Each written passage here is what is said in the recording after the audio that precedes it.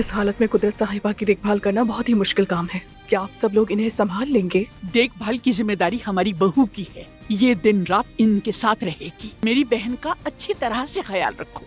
अगर नहीं रखा ना तो मैं तुम्हें मार दूंगी। या अल्लाह तेरा लाख लाख शुक्र है। निसा साहिबा, अदनान और अब्बास दोनों बच गए। एहतियात करो, सब अपनी आंखें खुली रखेंगे। चलो एहसान, इतनी देर हो गई, तुम फोन क्यों नहीं उठा रहे? अब बोलो। छोड़ो मुझे कमीने! चुप! ऐसा भी तो हो सकता है कि वो मुश्किल में हो। कहाँ ले जा रहे हो? एहसान, सोहा,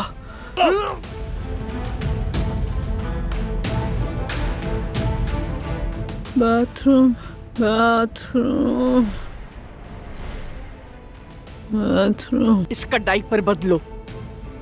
क्यों कर रहे हो ये सब? हाँ, आपके बेटे अब्बास ने मुझे धोखा दिया। तुम दोनों को नहीं छोड़ूंगा। क्या हो रहा है? हाँ, उतरो, चेक करो जल्दी।